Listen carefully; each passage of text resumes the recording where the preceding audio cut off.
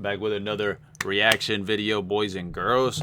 This is a game that I may play in the future, but it's looking like timelines just won't work out. But you never know. I'll probably play this off camera because if anybody knows me, they know that I love zombie games. Love zombie games so much. But anyway, let's get into it. Light the Beast, a more grounded game than its predecessors. It's a game in which you routinely shift into something like X-Men's Wolverine, slashing at the undead with the ferocity of a preying mountain lion and carving them to shreds with what is basically an instant win button. But beyond the feature that informs the game's title, this expansion-turned standalone sequel actually leans further into horror and survival more than anything in the series, making it the most fun I've had with Dying Light to date. Just one thing. 30 hours. That's decent. He grinded.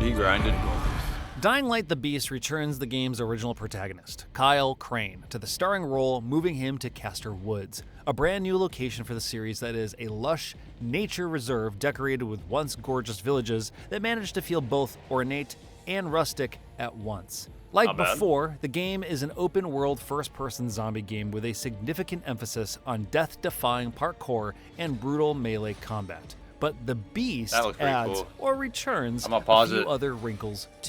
Like, it looks cool, but bro, like, if you played Dead Island 2, this looks like a generation late. For one, guns are more prevalent than ever this time, though ammo isn't as common. Guns are more prevalent than ever this time, though ammo. Do you see that For guy? one, guns are more hopped on a prevalent zombie's than shoulders. ever this time, though ammo isn't That as kind of looked common. laggy. Using Looked like guns he feels levitated reliable for a enough, second. but doesn't fill your beast mode meter, so I frequently rejected this quasi-new toy Beast in mode favor of meter. the series' long-held favorites. This game was made in baseball 2009. bats, machetes, and loose pipes fitted with elemental add-ons that light the zombies on fire, send electric shocks through the hordes, or cause them to bleed out between my crunchy swings to their squishy heads. I hate to be this guy. I'm sorry I'm pausing so much, but I love zombie games. But this is just a Dead Island clone. Like, I'm not even trying to hate. It could be better than Dead Island 2, but that's just how I feel. Like, I got the Platinum Trophy on Dead Island 2, so I really don't want to play that game again. Melee Even combat though it was a great once game. again a highlight of the game, with heft behind every attempt to take out fucker a ripped zombie, his and skull so off. many different weapons and modifiers to choose from. Zombies charge at you even as you take chunks out of their abdomens, chop off their legs, or leave their jaws hanging off their faces. This damage model isn't new to the series. Dying Light 2 added this in a patch years ago, but it remains a gruesome, eye-catching display that further illustrates the team's dedication to making every combat encounter memorable. In the Beast, stamina is harder to manage than I ever recall, and that is a change I adored. It made every fight feel like one for my life. Enemies did well to scale with my character and weapons, and demanded that I frequently make stops at various safe houses to upgrade my weapons. I get he's blind or blind in one eye or something, but he looks like a fucking dork with those glasses. Even my favorites wouldn't last forever either, with each of them having a finite number of repairs before they'd break permanently.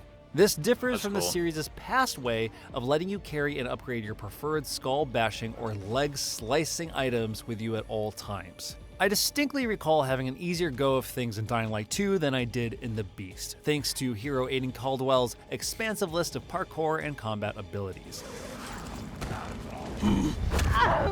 Kyle isn't depicted as a lesser free runner or fighter, but his skill tree is nonetheless smaller, causing him to feel more vulnerable in a way I hope the series sticks with going forward. There were many times when I'd have to retreat in a minor panic from a small horde of basic zombies just to catch my breath. The Beast isn't a game where you can usually just hack up the crowd without careful consideration. Wonder if it's all one level management. or one Of course, difficulty. there is an exception to that rule. When you build up your Beast Mode bar, you earn a few seconds of near invulnerability, as well as the ability to tear apart zombies with your bare hands and a very... It's like Borderlands Bricks from the first one. If you remember the character Brick, his special ability was kind of like that. You just go into a beast mode and you just get like hella strength and hella health. very cool, very high leap that collectively makes you feel like a superhero. From a narrative sense, Beast Mode leans into the stuff I still don't enjoy about Dying Light. Over-the-top action meant to fulfill a power fantasy of being the one-man killing machine in a world overrun by the undead. I feel like that's more Dead I Rising. love zombie fiction, but my taste in that subgenre is firmly planted in slower, spookier worlds where despair rules the day. Dying Light has never been that before, at least not consistently. Thankfully, in a gameplay nighttime's sense, Beast fucking Mode scary. functionally I serves kind of less disagree like with this a pure guy's power fantasy commentary. and more He has like some a really get out good of jail gameplay free though. I like it. So many times in my 30-ish hours with this game, I'd activate Beast Mode not to further pile on a crowd of enemies I was already dispatching with ease, but as a last-ditch effort to stay alive. Techland seems to have planned for this use case, given how receiving damage, not just taking it, fills that bar. That's a Beast really Mode cool isn't boss. Kyle going Super Saiyan. It's the emergency fire extinguisher.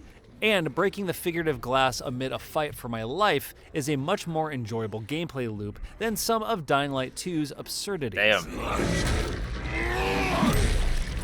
You literally just disarmed, Even bro. when the story goes to some places that feel like Disrespect. B horror fare, the type of thing I wonderfully ignore if it were a movie instead, the game remains at odds with that plot by being so tense and giving Kyle the powers to survive, but not thrive like Aiden did. This is never clearer nor more enjoyable. Aiden in the second than one, I didn't really nighttime. play the second one One too of the much. key pillars 'cause I of this bought it. series is how the day-night This girl cycle bought it, and you're gonna essentially play presents together. two After different like games. 2 times of When playing the sun it, is up, she fucking Kyle is ghosted empowered me, and bro. capable of scraping She's by got a kid at now. the very least. So but who's, when night who's actually falls, the losing? game's super fast, super strong volatiles take over and shift the game into a full-blown stealth horror. Movement and combat are both totally rewritten depending on the time of day.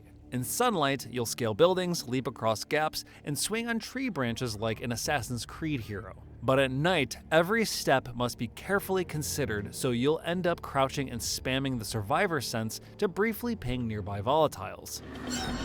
When they give chase, the results are intense. Good to see that they're still intense.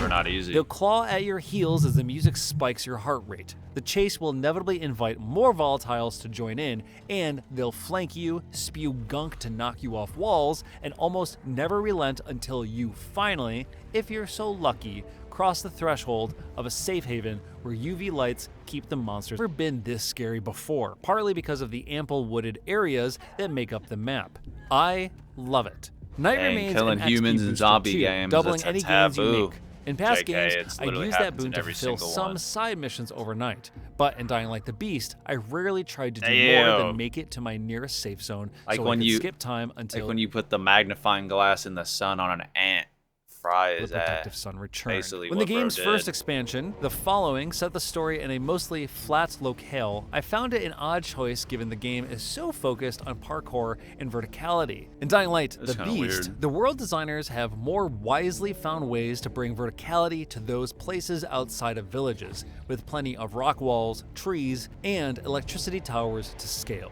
One of the simple, repeatable joys I Games have love in those all of the electricity zombie games I towers. love is approaching a building and not knowing what I'll find inside. It's so simple that it hardly registers as a feature at all, but to me, it's vital that a zombie game capture this specific feeling of discovery and tension. Castor Woods makes an excellent landscape to host this repeating moment, due to its creepy cabins found all over the world. Pairing the nighttime specific gameplay elements with a setting so unnerving gave me a Hold sense up. of pairing this repeating moment due to February 2022. Either that's when the game's set, or that's when the apocalypse happened in Castor its creepy Woods. cabins found all over the world. Pairing the nighttime specific gameplay elements with a setting so unnerving gave me a sense of survival horror unease in a way I've been waiting for this series to do for a decade. It feels like the Bro game's almost origins got me, as a but Dying Light I was 2 like, hold up, expansion he was held already in its this focus, room. even as it grew into a standalone semi-sequel. It's not yet Dying Light 3, but it's much more than a typical DLC. The open world activities trim the fat from Yeah, Dying that is Light true. They 2's haven't more really been having, like- Ubisoftian world. I guess Dying Light Here, 2 is a you'll sequel, raid never mind. stores where zombies sleep, trying not to stir them. You'll assault broken down military convoys for their high-tier loot locked in the back of trucks. and you can ripped hunt down apart. rare weapons and armor with vague treasure maps. These fun, unadmittedly tense activities all return from past games, but for the most part, they're not joined by the countless other things that I bet have he's been gonna on the give it map a 7 before. out of 10. This left me That's feeling very like generic, anything I but did was worth my time, see. with the exception of some late game racing side quests, which I didn't care for despite how good the trucks feel to drive.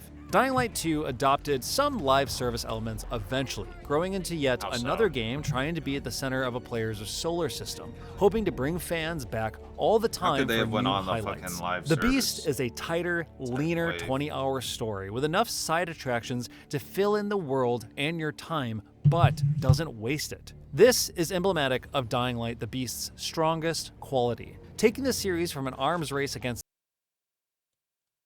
itself, constantly trying to give the player extravagant new tools, to something that is a bit dialed back, leaning into horror and tough-as-nails combat. It gives the Beast a stronger identity. There's no glider this time. Kyle's jump is a bit nerfed compared to Aiden's, and his parkour abilities, He just while doesn't many have of the them knees come like Aiden already did. unlocked to start now, don't top off at the same heights as Aiden's. It may sound strange for a series to improve when it suddenly became withholding. Dying Light has always been a series that does a few things very well, but would get distracted trying to be a lot more at the same time. Finally, the Beast leans into Dying Light's best parts, giving you a scarier, tougher, more immersive world to explore than anything in the series before. I gave it an 8 out of 10. Okay. He said it's great. Well, let me know what you guys think.